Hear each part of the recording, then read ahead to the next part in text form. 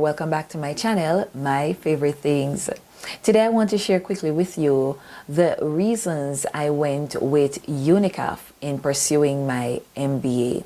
Now, many of you would have reached out to me on Facebook wanting to confirm if I had gotten my certificate from Unicaf and what was my experience like. And I received the certificate 2 years later. So it's been about, oh my God, it's been so long, but I've received it.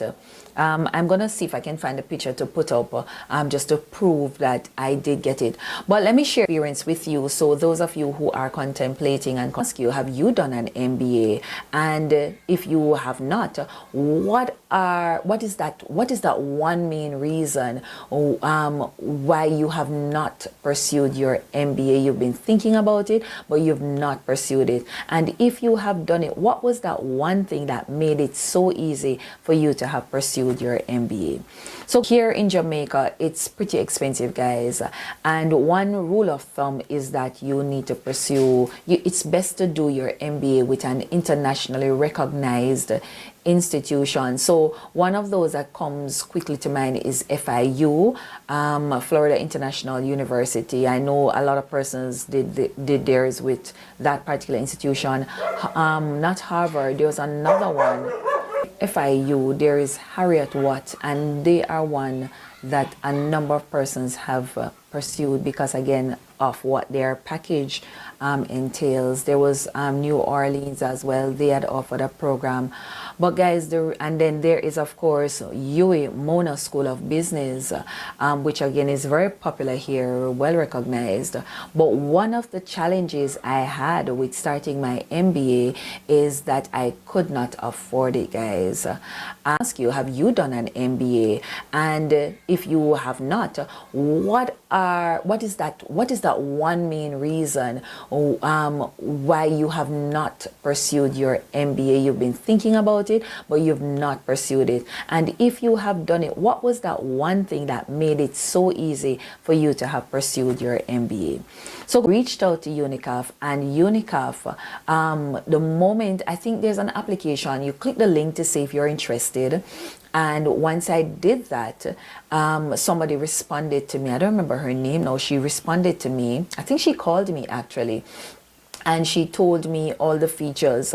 At the time, the MBA, it would have been at a cost of, I think it was £11,000. And their scholarship would have allowed me to pay only £1,300 for the entire interest. I filled out the form, I should say. Then I got a call. They gave me an idea what the price would have been and what the interest would have looked, what the payment for me would have looked like. It had worked out at the time, guys. It had worked out to being like 133. I had to pay £1,300 for the entire, it was an 18-month, it was an 18 months program. I would have paid £1,300 and I think £33 per month. And I filled out, they sent me some forms. I filled out the forms, sent them back, and then they sent back to tell me I was accepted. The program, when it was really easy. Honestly, guys, it was very, very, very, very easy. When the program would have gotten started, and it gave you all the things. It was self-paced. So how it was is that they tell you, if they tell you the course that the program starts tomorrow, January 10th, I think it's midnight when tomorrow starts, the program, it goes live, it opens, the portal opens. So we got a sign in, we got a student number and all of those things, and so the program went live. So there's actually no teacher, nobody teaching you. You do have a tutor that you are that's assigned to the program, but there was no form of teaching. All your books were uploaded on the portal. You were also given access to the library. Or I'm saying you, me, or those of us who did it. Group, I noticed, and the groups changed each semester. So I noticed in my group I'd have people from Libya, from Egypt, from Nigeria, from all over the world. There were persons in your group, and you'd wonder to yourself, how are we going to make it work? Because guess what, let me tell you something. Every week there was an assignment that was due. Every end of semester there was a paper due, and the assignments were either group projects, single projects, or let me tell you, it was short. The program, we were not shortchanged in the program. That much I can say. We were not shortchanged in the program. As soon as you did your papers, as soon as we did the exams, I think within like 2-3 weeks, the grades were uploaded to the system. I'm sorry guys if you're hearing the dogs. The thing now is that each semester the groups changed, because what happened is that if you had failed a semester, you could have come back to that semester. So the persons for each semester, or each subject, for each subject matter. I shouldn't say each semester, because it was each subject matter. Subject, you'd have different persons, and so the groups that you worked in would change. They would send the list. I mean, it was, like I said guys, that program was really organized. The only thing though, I must say, the one thing I really did not like about it is the fact that we didn't have that kind of interaction with our tutor to say, you know, with the course, you sign in and the class was going on, because some of the modules, I do believe that a live tutor would have done us much more justice, rather than us reading on our own and trying to figure out how to complete the papers, how to do the assignments.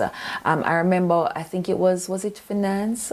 I don't remember which one it was, but there was one particular one. It was pretty hard. And guys, let me tell you, I did like the fact that we didn't have exams. We didn't have to do exams, but you had to write some papers, like some 4,000 word papers. I think for our final though, our dissertation project, we had to write a 12,000 word project. And let me tell you something. I thought writing 1,000 word was nothing, or 3,000 words was nothing, until I realized 3,000, 4,000 word documents, those were not easy to write, guys. Also, I would have loved some experience, you know, in terms of, to say, they were kind of aligning us with particular companies to practice what we were learning and stuff. I could have done with a little bit more interaction, but nevertheless, the program was not any less watered down. It was substance. So I went through for 18 months. Now, here's where I think the tire hit the road and where I kind of had a little problem. So there was one project, one module that I failed by 1 point. This is also something that I like about them, guys. Not the fact that I failed, but this is what I like. So what they would do is that your grades were often reviewed. And so what they would do is that if you failed a module by 1 point, they would do a review, and that review could end up with them either giving you the grade, or deciding that you have to redo the entire program. So I got to the end of the MBA, and when I got to the end of the MBA, I had failed. They said that they needed to do the revision, and guys, let me tell you, that revision took almost a year to be done. And then I don't know if they had problems, but it took a long time of silence in knowing what was happening to our certificates. So if my memory serves me correctly, it took us about 2 years, a year into 2 years after we had completed the program, to actually get word on our certificates, right? Now, what they had sent out after is that you had to pay for the certificate to be mailed to you. I think we paid about $50 or something to that effect. It wasn't expensive. $50 to me was not expensive, considering all things considering. And but it was at this point in that period of silence after the program finished, guys, that I became very concerned. Also, there were persons from all over the world that I had developed a friendship with. They too had their concerns. It wasn't until when they announced that they were going to have a graduation that we came to understand that we began trusting the whole program. Now, Unicaf is the arm that offers the scholarship. Unicaf is not the one that does the MBA. Apparently what Unicaf did, guys, is that they partnered with universities in, I don't know what you call that part of the world. So for instance, I discovered when I got my certificate that my MBA was actually done with University of South Wales. Yeah. So I have an MBA with the University of South Wales. So it seemed to me as if what Unicaf does is that Unicaf pairs you with an institution that they are in collaboration with to do the MBA, and then they will pay them, well, I don't know how it goes, but then you pay the difference. So guys, from an 11,000 euro, not euro, an 11,000 pounds program to only paying 1,300, further broken down to me paying 133 pounds per month, it was worth it. And in the end, they did mail my certificate to me. A few persons from my cohort had gone to the graduation. They traveled to, I think it was, oh my God, I don't remember where it was. Come to think of things, they traveled to the graduation, and the graduation was also live on YouTube. I'm going to see if I can find it and maybe tag it or something in this video. So yes, the question is Unicaf real? Yes, it is. Is the MBA program that they offer, is it real? Yes, it is. Receive a certificate, an MBA certificate, an authentic original certificate for your MBA. Yes, you will. Now, 3 reasons why I pursued my MBA with Unicaf and with in the end to discover that it was with University of South Wales. 1, it was affordable. 2, it was convenient. 3, it was flexible. And 4, it was allowing me to achieve my goal of earning an MBA.